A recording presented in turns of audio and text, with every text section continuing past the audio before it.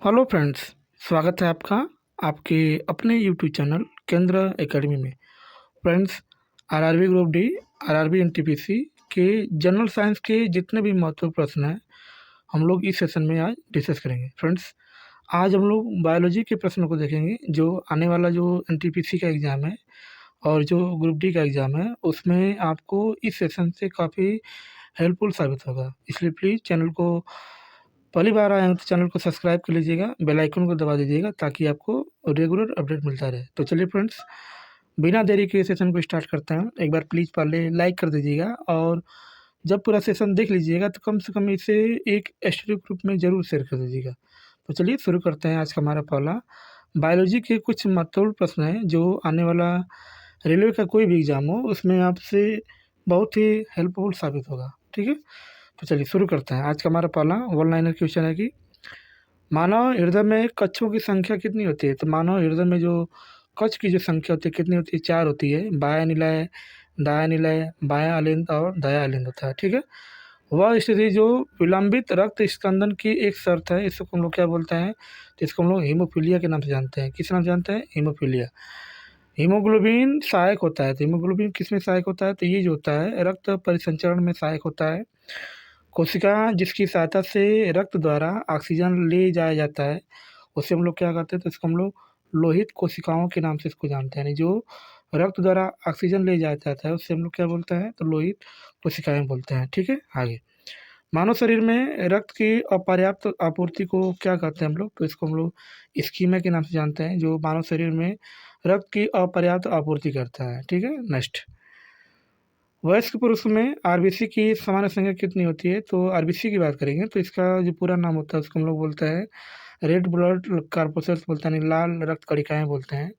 और ये जो वयस्क पुरुष होता है उसमें जो संख्या इसकी होती है लगभग 54 लाख होती है। कितनी होती है? 54 लाख। ठीक है, कभी कभी इसकी संख्या बढ़ जाती है तो बहुत परेशानियाँ होती हैं। ठीक है, नेक्स्ट, दिल की फुसफुसाहट जिसको मरमर कहा जाता है से पता चलता है कि दोषपूर्ण कपाट या वाल्व हो रहा है। यानी जब भी दिल धक धक करता है या स्लो करता है तो इसका मतलब यानी कि दोषपूर्ण कपाट हो गया। ठीक है, आगे दिल की फुसफुसाहट को सुनने का यंत्र क्या होता है? तो उसको हम लोग बोलते हैं स्टेथोस्कोप बोलते हैं। यानी डॉक्टर जी जो है यंत्र लिया रहता है उससे जो चेक करता है वो यंत्र होता है, उसको हम लोग क्या बोलते हैं? तो इसको हम लोग स्टेथोस्कोप के नाम से इसको जाना जाता है। ठीक है, आगे वह रुधिर वाहिका जो जिगर को ऑक्सीजन जनित रुधिर ले जाती है उसे हम लोग क्या बोलते हैं? तो इसको हम लोग यकृत धमनी के नाम से इसको जाना जाता है। कणिकाओं के बिना रक्त के तरल अंश को कहते हैं, तो इसको हम लोग क्या करते हैं? तो इसको हम लोग सीरम के नाम से जानते हैं। जो तरल तरल अंश कहलाता है उसको हम लोग क्या बोलते हैं? सीरम बोलते हैं। वह व्यक्तियाँ जिन पर रक्त द्वारा डाले गए दबाव को रक्तदाब कहा जाता है उसे हम लोग क्या बोलते हैं? तो इसको हम लोग धमनियों की बोलते हैं। इसे हम लोग क्या बोलते हैं? धमनियों की। ठीक है, नेक्स्ट, नेक्स्ट हमारा जो प्रश्न है फ्रेंड्स की, वह वैज्ञानिक जिसने पहली बार रुधिर परिसंचरण की व्याख्या की उसे हम लोग क्या बोलते हैं? तो इसको हम लोग विलियम हार्वी के नाम से इसको जाने जाते हैं। वह रुधिरवर्ग जिसमें जिसे रुधिरवर्ग बी वाला व्यक्ति रक्त दे सकता है। तो इसकी बात करेंगे तो रुधिर वर्ग की बात करेंगे तो ये 4 होते हैं। कितना होता है? 4 होता है, जिसमें ए होता है, बी होता है, ए बी होता है और क्या होता है? ओ होता है। ए बी की बात करेंगे तो ये सर्वग्राही होता है, यानी किसी से भी खून ले सकता है। और ओ की बात करेंगे तो ये क्या होता है? सर्वदाता होता है। यानी ए बी जो है सर्वग्राही और वो क्या होता है? सर्वदाता करता है। तो इसमें हम लोग बात करेंगे तो बी की बात करेंगे तो बी जो रक्त वाला वर्ग होता है इसमें केवल बी को ही दे सकता है ना, लेकिन बी वाला जो है ए बी को भी दे सकता है क्योंकि ए बी क्या होता है? सर्वग्राही होता है, यानी इसको कोई भी रक्त दे सकता है। ठीक है, ले सकता है, ग्रहण भी कर सकता है। रुधिर वर्ग की खोज की थी तो इसको जी खोज जो है सबसे पहले कार्ल लैंडस्टीनर नामक वैज्ञानिक ने जो है रुधिर वर्ग की खोज किया था।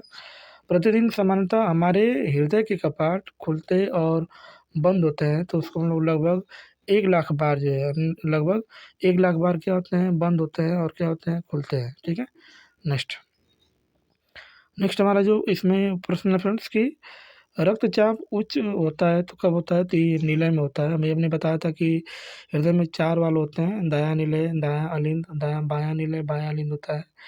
तो इसकी बात करेंगे तो ब्लड प्रेशर कब उच्च होता है? तो ये जो है निलय में उच्च होता है। ठीक है, आगे मानव रुधिर में कोलेस्ट्रॉल का सामान्य दर कितना होता है? तो 120 से 180 से 200 मिलीग्राम होता है, ठीक है। आगे लिखा इसमें है कि मानव रुधिर का पीएच मान कितना होता है। पीएच की बात करेंगे तो पीएच के बारे में सबसे पहले जो है सोरेनसन नामक वैज्ञानिक ने बताया था, और इसमें रुधिर की बात करेंगे तो इसका जो पीएच मान होता है 7.4 होता है। जिसका पीएच मान 7 से अधिक होता है इसको हम लोग क्षारीय बोलते हैं, अतः जो रुधिर होता है इसको हम लोग क्या बोलते हैं, क्षारीय बोलते हैं। लेकिन जो 7 से कम होता है उसको अम्लीय बोलते हैं, और जिसका 7 होता है उसको हम लोग क्या बोलते हैं, उदासीन बोलते हैं, ठीक है।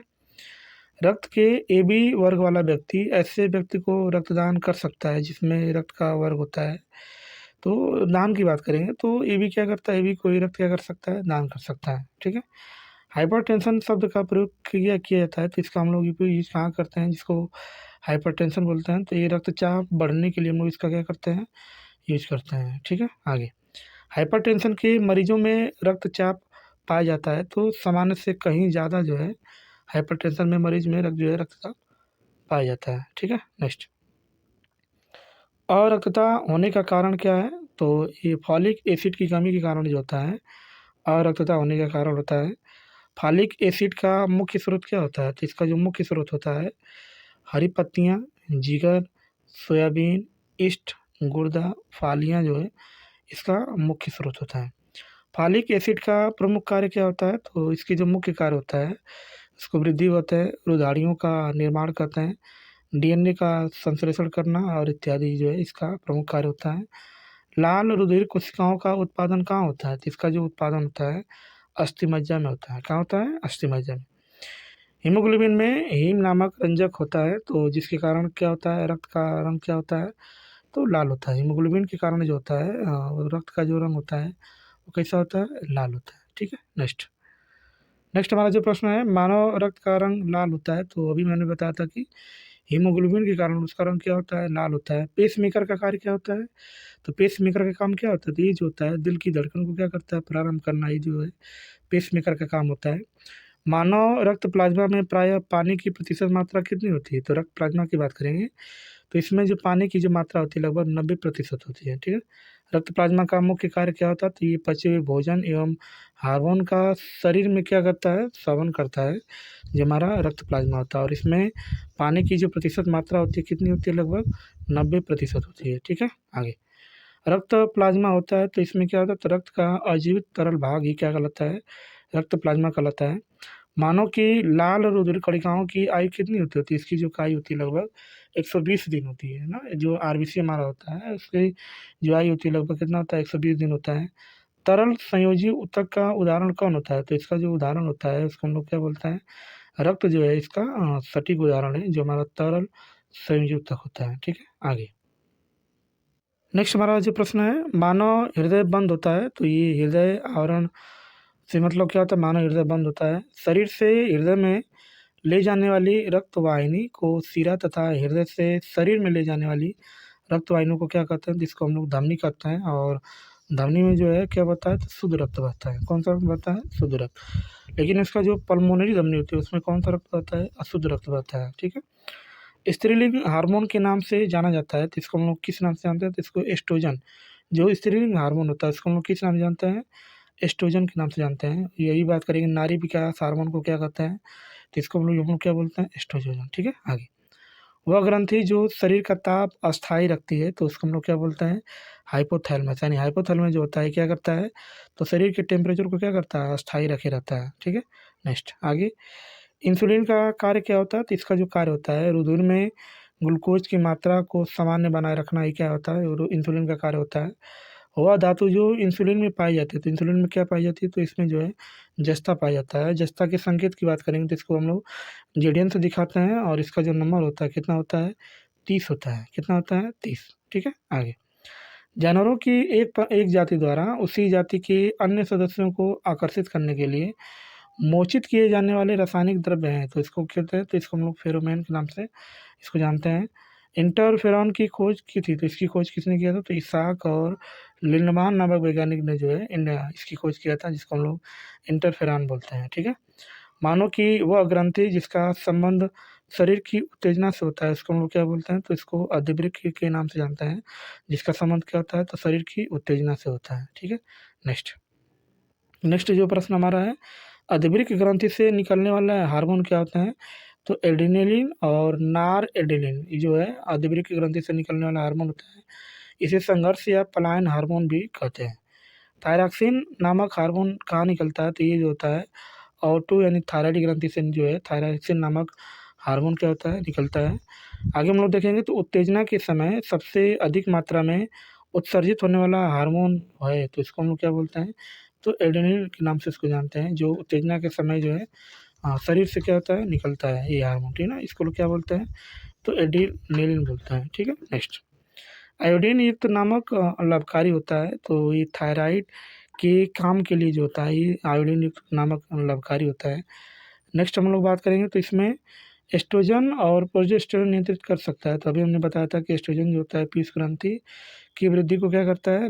उत्तेजित करता है। जो एस्ट्रोजन होता है ये किसमें पाया जाता है? तो ये नारी स्त्री में पाया जाता है, स्त्रियों में जो है ना। आगे अग्नाशय की बात करेंगे तो अग्नाशय कौन सी ग्रंथि होती है? तो ये जो है मिश्रित ग्रंथि के नाम से इसको जानते हैं, ठीक है। हाइपोथैलेमस का मुख्य कार्य क्या होता है? तो ये जो होता है अंतःस्राव ग्रंथियों से स्रावित होने वाला हार्मोन का नियंत्रण करना, ये क्या कहलाता है? हाइपोथैलेमस का मुख्य कार्य होता है। घेघा रोग कमी के कारण क्या होता है? तो ये जो है आयोडीन की कमी के कारण क्या होता है? घेघा रोग होता है, ठीक है। आयोडीन की कमी के कारण क्या होता है? घेघा रोग होता है। नेक्स्ट हम लोग बात करेंगे तो वह कोशिका जिससे इंसुलिन स्रावित होता है, तो इसको हम लोग क्या बोलते हैं? बीटा कोशिका।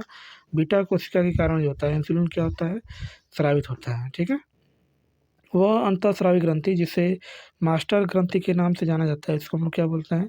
तो पीयूष ग्रंथि बोलते हैं। पीयूष ग्रंथि को ही हम लोग क्या बोलते हैं? मास्टर ग्रंथि बोलते हैं। पीयूष ग्रंथि से निकलने वाला हार्मोन कौन कौन होता है?